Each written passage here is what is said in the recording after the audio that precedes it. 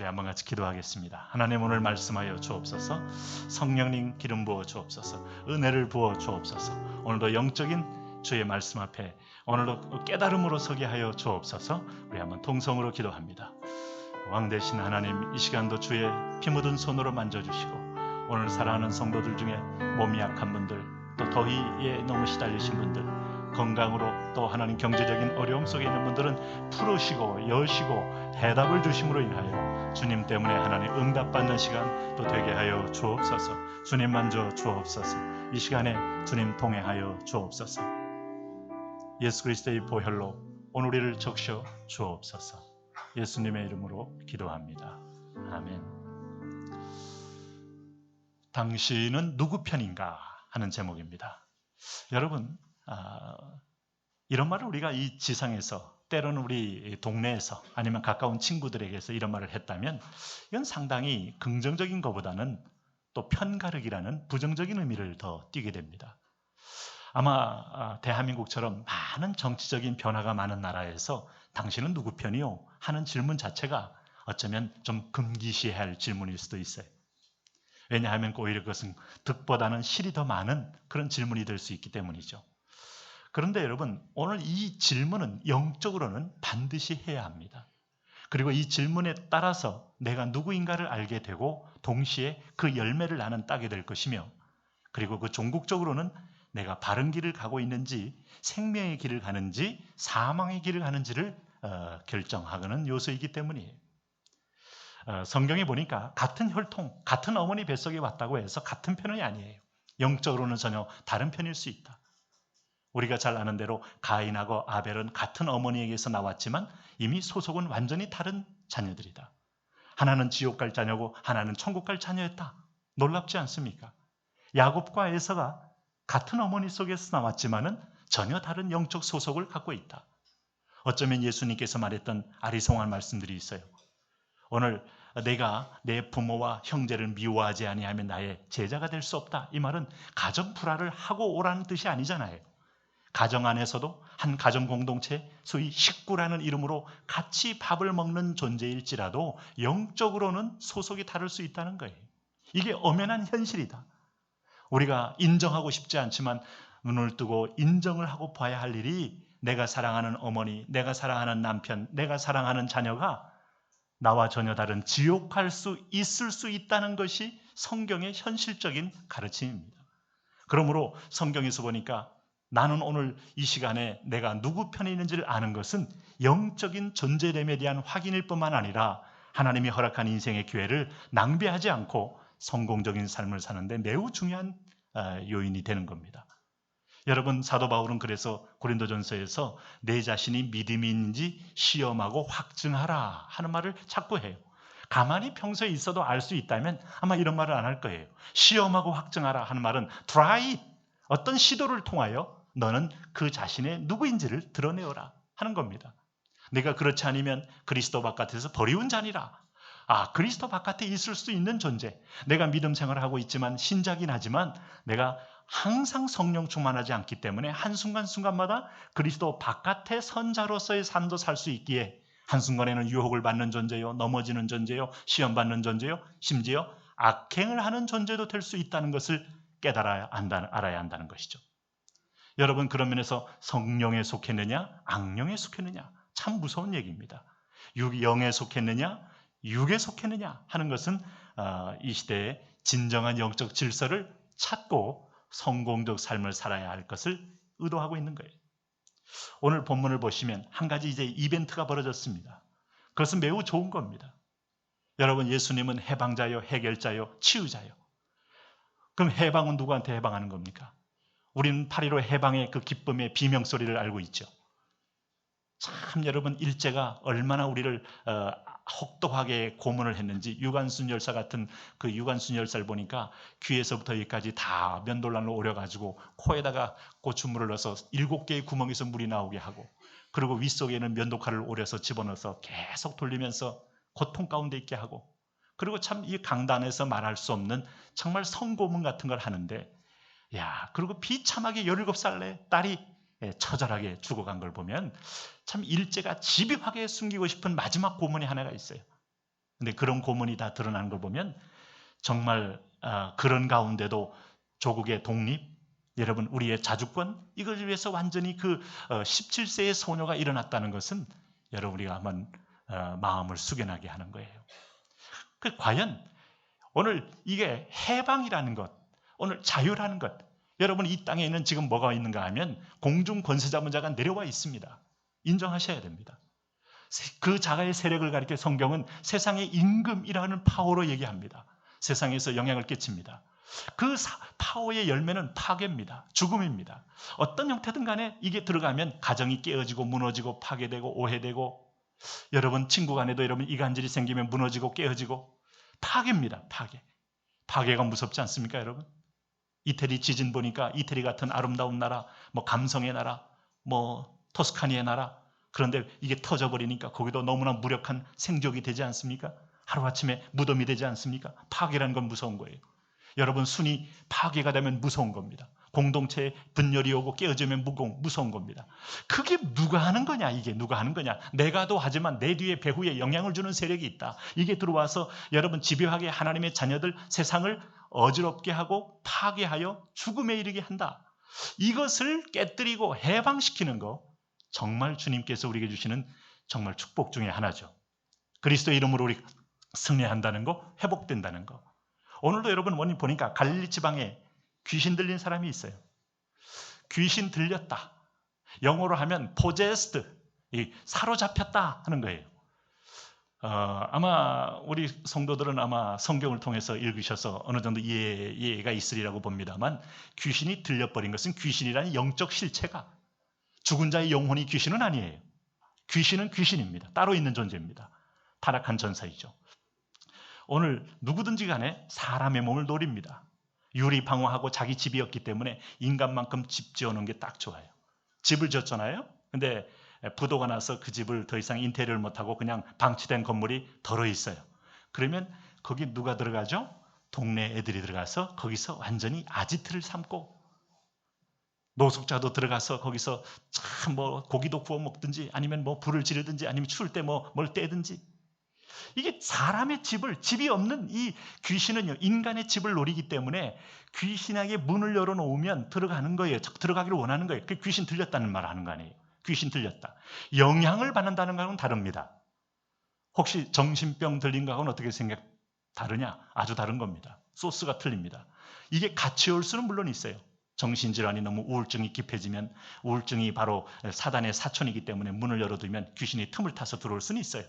그러나 본질적으로 귀신 들리면요, 귀신만 쫓아나가면 멀쩡해지는 겁니다. 우울증은요, 그건 육체적 질병은 정신적 질병이고 어릴 적부터 상처가 쌓여온 거기 때문에 이거는 하루아침에 고쳐지는 게 아니에요. 간혹 약물을 통하여 정신병은 컨트롤하지만 귀신 들린 것은 컨트롤 안 됩니다. 귀신 들린 것은 눈에 여러분 광기가 납니다. 광기가 나요. 그리고 인격이 다른 게 들어가 있기 때문에 다른 말로도 말하고 다른 힘으로도 끌어갑니다. 그런데 정신질환은요, 정신병은 광기가 나지 않고 흐리멍덩해요. 이미 벌써 인생 포기하고 눈이 핑 갔어요. 그리고 힘도 없고요. 그리고 자포자기 하고요. 그런 거예요. 그러니까 이 사람은, 후자의 사람은 귀신 들림은 아니에요. 근데 귀신이 들어가 버리면 아무리 안 먹어도 자기 이상의 힘을 엄청나게 내면서, 때로는 거라사 지방에 귀신 들린 사람이 무덤 사이에서 소리도 지르고 막 옷도 다 벗고 수치도 모르는 채 막 비명도 지르고 그러지 않습니까? 그런 일이 일어날 수 있는 것이죠. 자, 오늘 본문 보니까 14절에 귀신 때문에 벙어리가 된 사람이 있다. 사람의 입을 막을 수 있구나, 이놈이 들어가서. 자, 한번 같이 읽어봅니다. 14절 시작. 예수께서 말 못하는 사람이 말하는지라 무리들이 놀랍게 여겼으나 했습니다.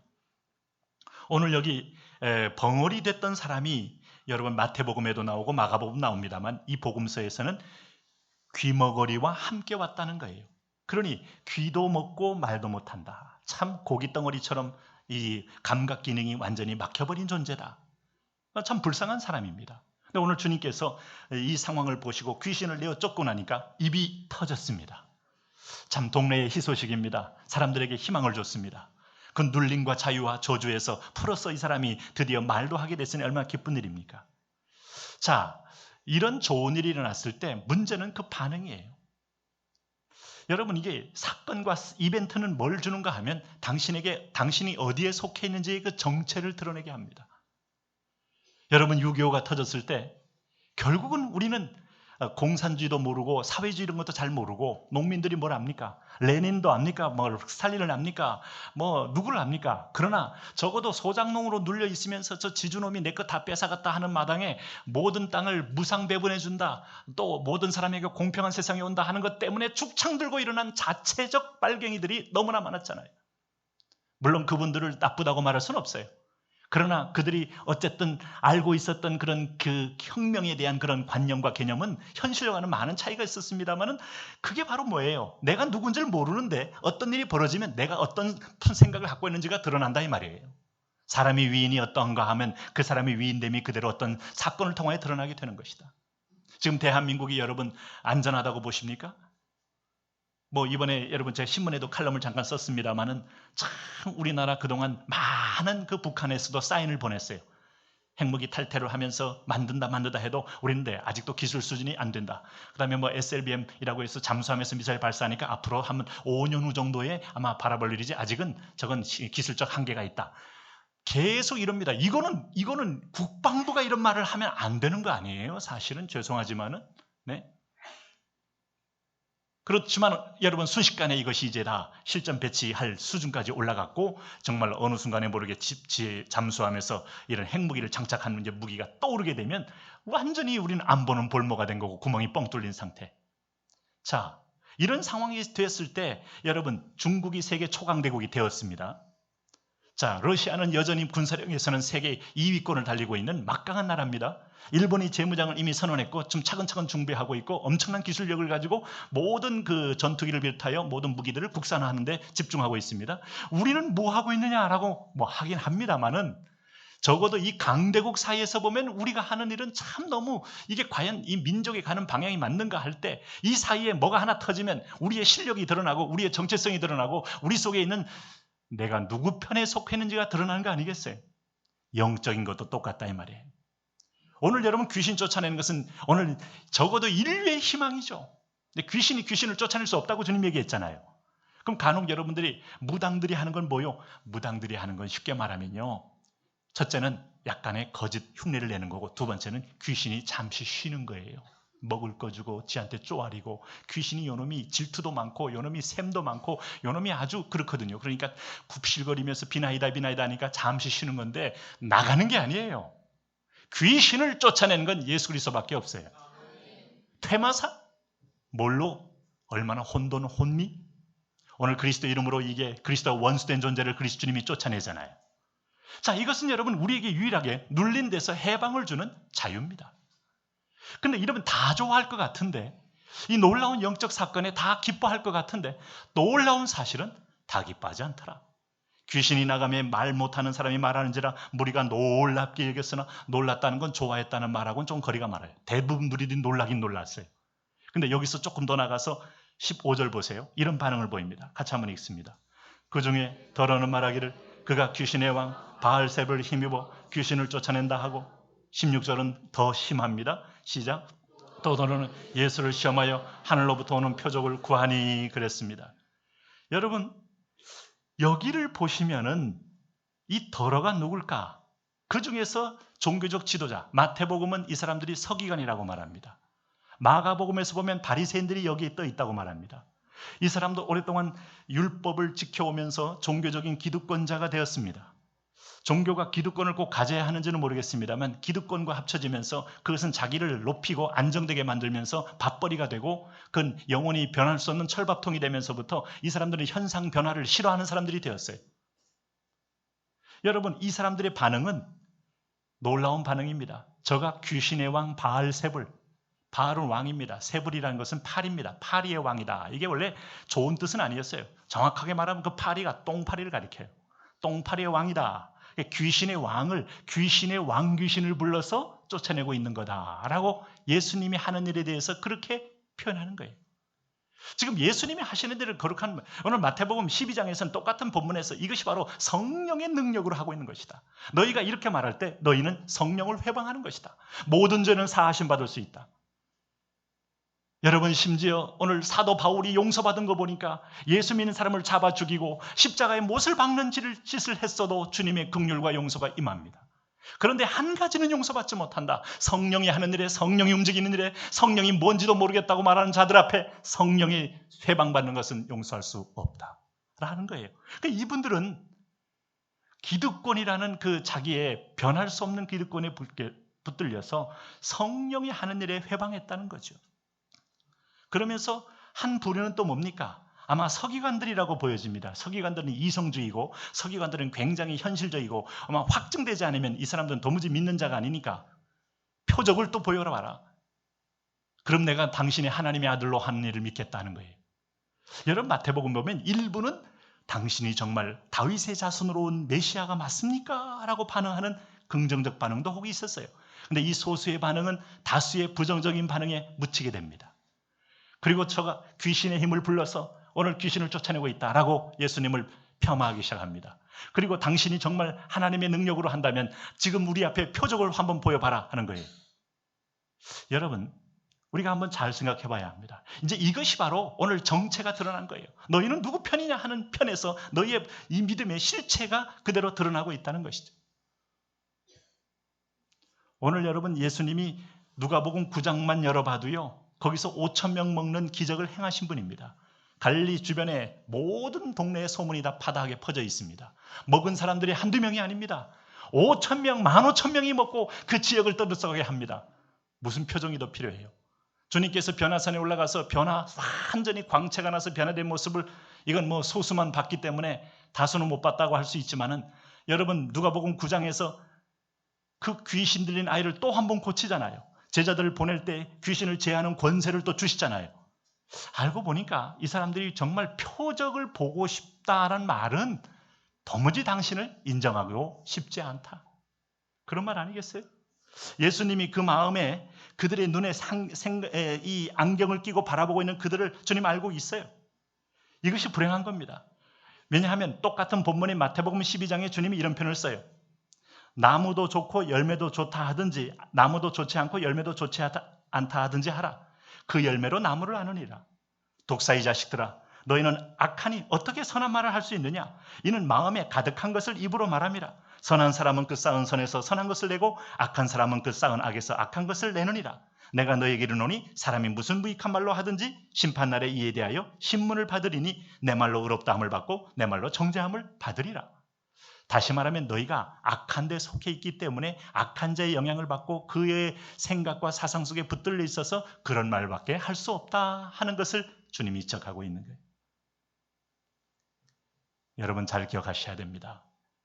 우리가 하나님께 속해 있는 것을 하나님은 확증하고 드러내야 한다고도 말합니다. 그래야 내가, 이 말은 거꾸로 말하면 지금 나를 3년 동안 따라다녔다는 것만으로 내가 내게 속했다고, 내 편 되었다고 지금 확증할 수 있는 건 아니지 않느냐. 너는 거듭나지도 않았고 너는 성령도 모르고 너는 결정적인 순간에 내가 예수를 도무지 모르겠다고 부정한 걸 보면 따라다닌 것만 가지고 내 자녀라고 확증할 수 있지 않지 않느냐. 주님 묻는 거예요. 여러분 어떠십니까? 저는 여러분을 판단할 위치에 있지 않습니다만, 우리가 오늘 주님 말씀 앞에서 어떤 이벤트가 생길 때 분명히 내 신앙의 밑바닥은 나오게 될 겁니다. 제가 지금도 기억하는 것은 우리 애들이 아주 영아였을 때 이렇게 교통사고를 한번 당한 적이 있어요. 그래서 제가 서 있을 때 이제 어떤 봉고가 다행인지 뭔지 그분이 아주 술 잔뜩 취해서 이렇게 봉고를 몰고 옆구리를 들이받은 사건인데, 저는 첫 번째 딱 나온 말이 뭐야 이겁니다. 제가 믿음이 괜찮은 줄 알았더니 뭐야, 주여가 아니고 뭐야. 근데 제 뒤에서 어떤 한 여인이 두 아들을 안고 여호와는 나의 목자시니 내가 부족함이 없어. 제가 깜짝 놀랐어요. 내가 이게 천사가 얘기하나? 돌아보니까 피 흘리는 제 아내였어요. 평소에 자기 생각이 터지죠. 위기 때. 어떤 일을 딱 당했을 때 터지게 나오는 거죠. 긴급할 때 나오는 것이죠. 당신은 믿음에 있습니까? 당신은 하나님 편입니까? 하나님은 우리 편 되기를 작정했습니다만 내가 그를 거절하고 내가 그를 거부했을 때, 여러분, 결코 나는 하나님 편 아닙니다. 오해하지 마세요. 오늘 여러분, 여기서 이 사람들의 얘기는 인생의 기준이 자기이기 때문이에요. 그리고 자기가 변화되는 걸 거부하기 있기 때문에 이런 말밖에 못하는 겁니다. 죄송하지만 여러분, 예배를 드리는 것만 가지고 하나님의 자녀라고만 확증한다면 얼마나 외견적으로 좋겠습니까마는 그렇게 아닐 수도 있다는데 더 우리는 한번 집중을 해야 합니다. 우리가 봉사를 하는 것 보통 하는 거 아닙니다. 귀한 일입니다. 보통 믿음 아닙니다만은 그것만 가지고 외형적으로 하나님의 영에 속한 사람이라고 확증할 수 있는 것으로 단정하기에는 좀 더 내밀하게 주님은 더 우리를 살피길 원하시는 거예요. 그렇다면 한 가지 분명한 것은 내가 계속 주인이 되어 있다면 나는 한 가지 분명한 것은 하나님 앞에 믿음이 자라지 않고 있습니다. 하나님 분명히 나와 함께 하겠다고 말합니다. 세상 끝날까지 동행하겠다고 말합니다만은 나는 그분과 함께 하지 않습니다. 내가 주인입니다. 여러분, 도구 신앙이라는 걸 혹시 들어보세요? 도구, 인스트루먼트 페이스, 하나님을 도구로 이용하는 거예요. 돈이 필요하니 돈 달라고 이용합니다. 네, 이런 신앙을 나쁘다고만 할 수 없어요. 왜? 저도 이런 신앙이니까. 필요할 때 달라고 말합니다.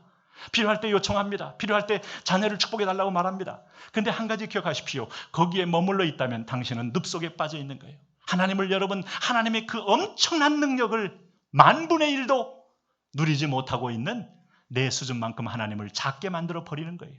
그러다 보니 여러분, 내가 중심되어 있으니 조금 어려우면 원망이 나올 수밖에 없는 겁니다.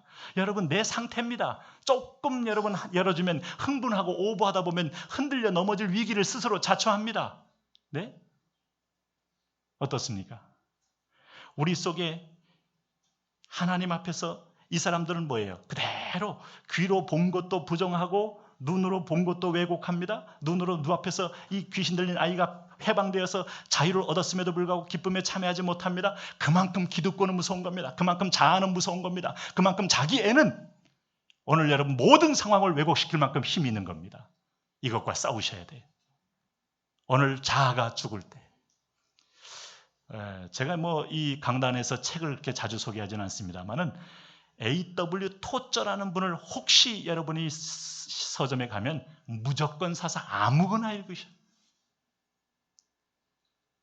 이분의 책은 참 영성이 찝니다. 토저. 이분이 그런 말을 해요. 자아는 참으로 잘 죽지 않는다. 그래서 자아는 하나님 앞에서도 die hard다. 십자가에 못 박고 단칼에 목을 베고 별의별 짓을 다 해도 사형 집행을 해도 스멀스멀 살아나서 자기가 주인이고 자기가 인생의 기준인 것처럼 주장한다. 이런 자아를 척결할 수 있는 분은 예수님이 아니시다. 무슨 뜻이죠? 이 자아를 깨뜨리는 것은 바로 자신의 결단이다. 내려놓음의 결단. 이것은 하나님이 당신의 자유의지에게 위임해 놓은 거다. 당신이 이것도 깨질 줄 알고 그냥 흐물흐물거리고 인생 사는 거 아니다. 오늘 내가 결단하여 지금 내려놓는 순간에 그 자리에 왕 되신 주님이 들어가게 되는 것이다. 여러분, 실천하셔야 돼요. 그렇지 않으면 내가 시간이 가고 세월이 흘러도요, 여전히 믿음은 어린아이 믿음에서 비명지르면서 내 기준 가지고 얘기하고 있는 겁니다. 어떤 목사님이 그런 얘기를 하면서 이제 안타까워하시는 얘기를 제가 듣게 됐는데, 이게 이제 이런 눈으로 보면 그렇잖아요. 똑같은 우리가 이제 부부 생활을 하더라도 좋은 아내의 좋은 점이 있고 그늘 점이 분명히 있을 거죠. 그건 신혼부부에도 있을 거 아니겠어요? 여러분, 우리가 순모임을 하거나 목장 모임 할 때도 우리 멤버 한 분 한 분 볼 때마다 또 좋은 점이 보이는 것도 있지만은 그늘 점에도 보이겠죠. 그런데 우리가 할 수 있는 일은 좋은 점을 자꾸 얘기할 때 거룩한 시너지가 나오고 성령은 일을 하셔요.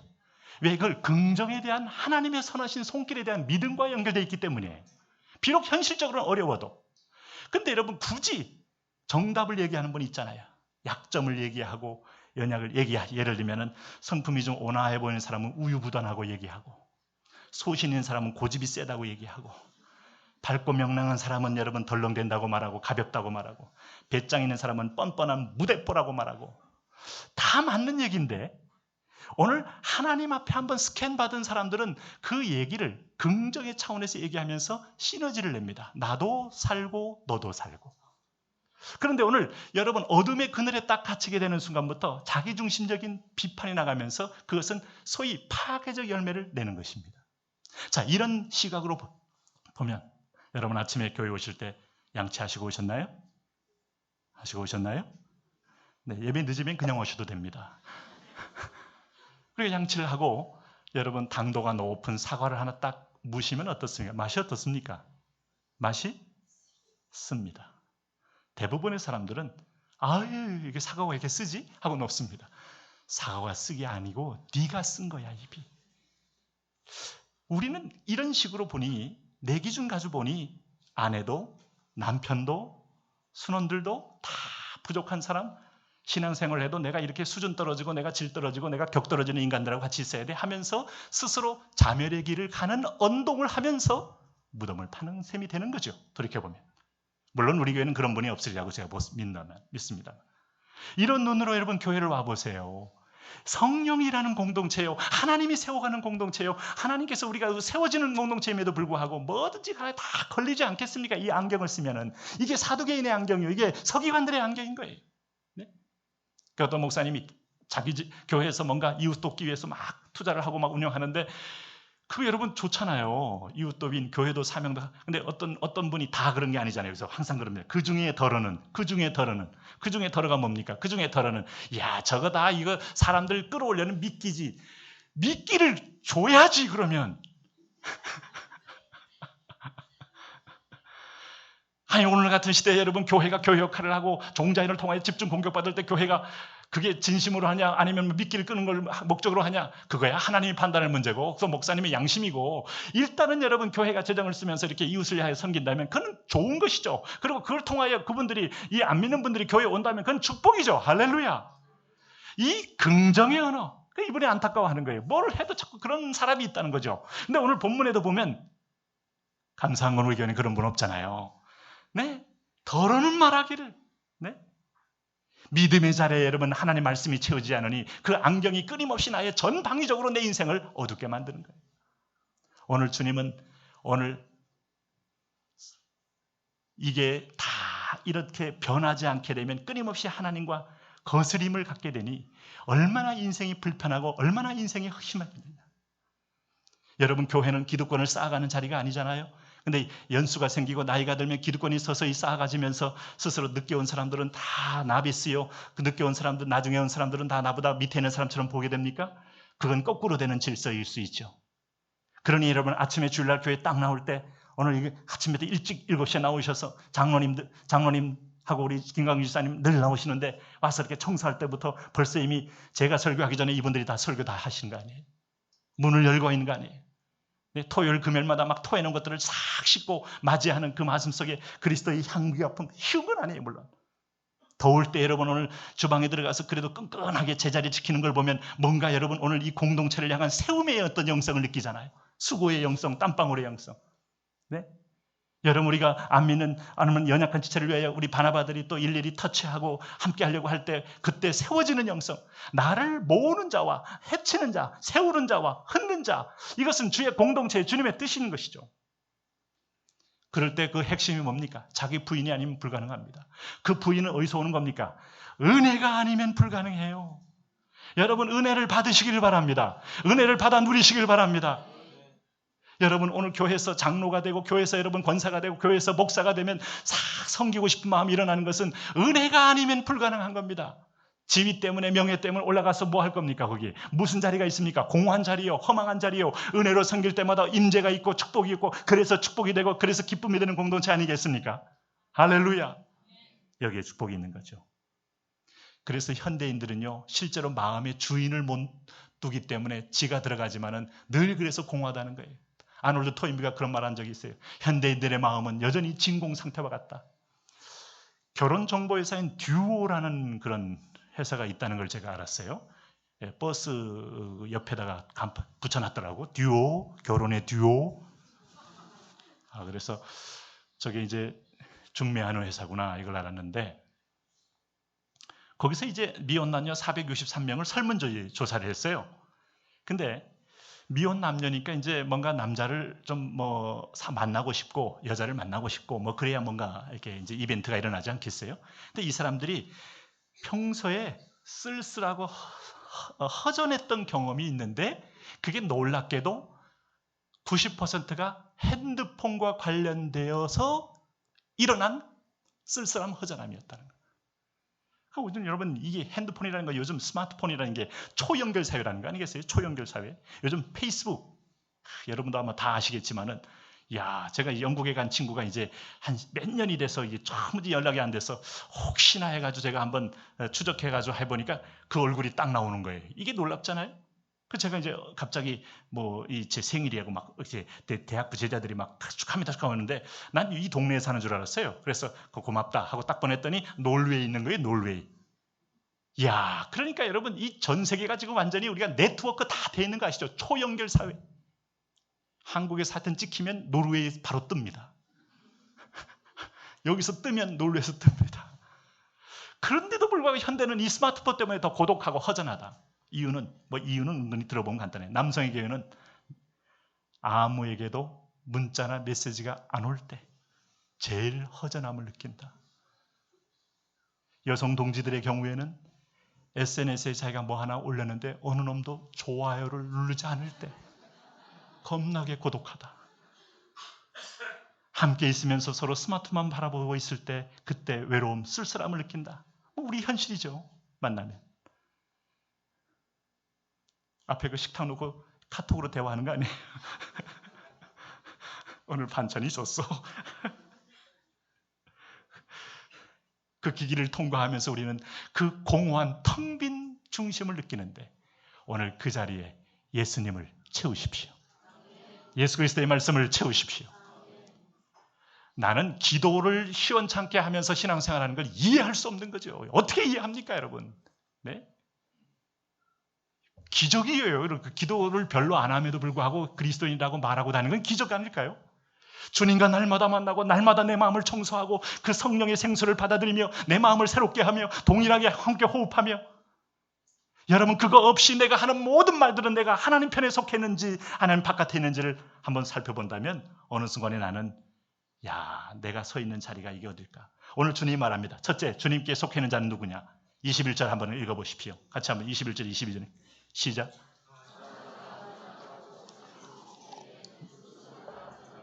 더 강한 자가 와서 그를 굴복시킬 때에는 그가 믿던 무장을 빼앗고 그의 재물을 나누느니라. 왜 나는 끊임없이 하나님의 좋은 걸 보면서 좋다고 말할 수 없는 이상하게 왜곡된 인생이 되었을까? 마음이 꼬여 있습니다. 마음이 상처도 받고 있습니다. 마음이 눌려 있습니다. 마음이 어둠의 그늘 속에 있습니다. 마음이 여전히 여러분 난 블랙 허트가 되었습니다. 그런데 오늘 보니까 그런 마음일지라도 회복이 있는데 오늘 강한 자가 무장을 하고 자기 집을 지킬 때는 그 소유가 딱 묶여 있지만은 더 강한 자가 와서 여기 강한 자는 여러분 사탄이고 더 강한 자는 예수 그리스도를 가리킵니다. 주님이 비유하는 거예요. 내가 온 것은 이 강한 자의 세상 속에 더 강한 자가 와서 풀어주고 해방하고 너희를 진정으로 영적인 평안 속에 진정한 믿음의 성숙한 성도로 전천후적인 인물로 만들기 위하여 왔노라. 할렐루야. 그가 믿던 무장을 빼앗고 그의 재물을 나누느니라.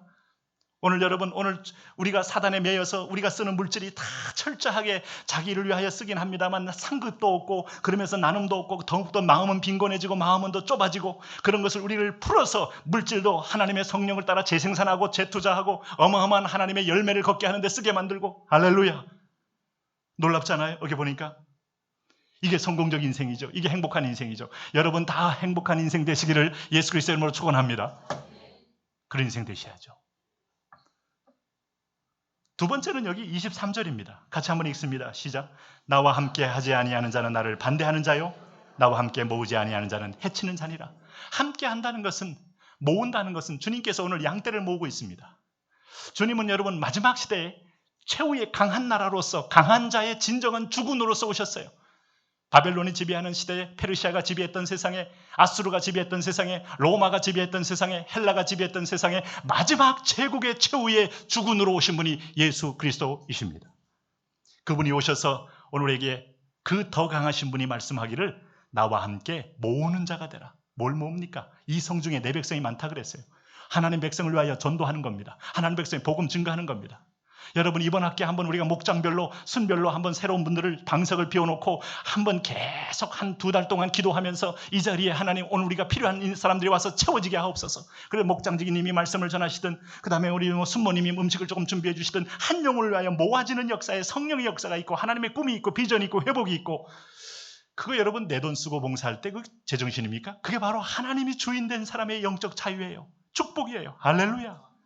함께하는 자, 주님 편에 선 자, 그리고 영적 전선을 통하여 천일의 번제를 통하여 이 민족의 영적 주도적인 사명을 감당하는, 우리가 이 민족의 리더가 되겠다는 꿈 이전에 하나님이 부르신 사명을 우리가 기도하며 예배하며 감당할 때, 여러분, 하나님은 오늘 기도원을 통하여도 역사를 바꿨던 것처럼 월드와이드 성도를 통하여도 능히 대한민국의 축복의 역사로 바꾸어 주신다.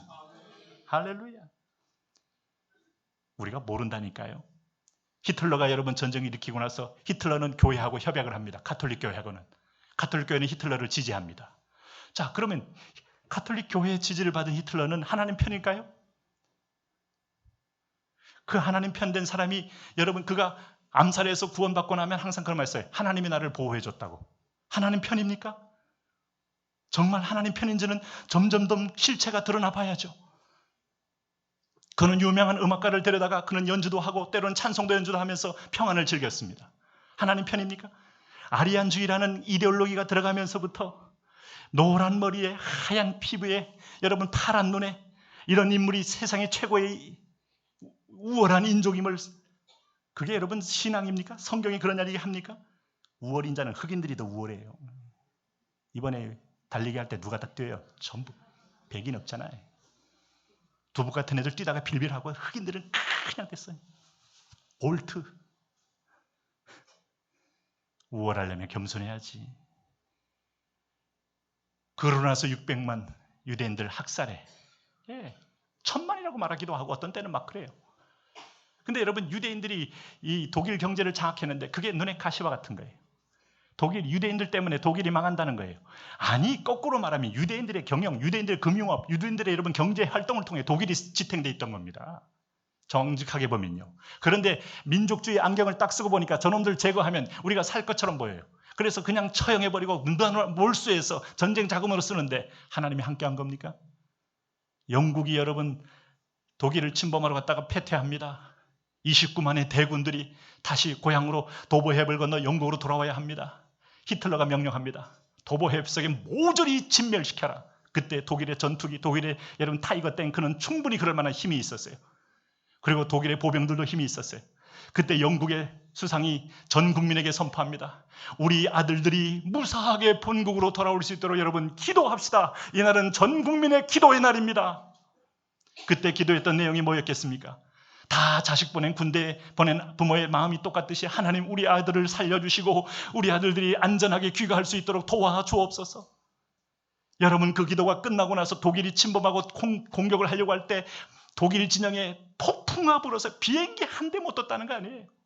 타이거 탱크가 움직이면 질척질척해서 움직일 수 없었다는 거 아니에요.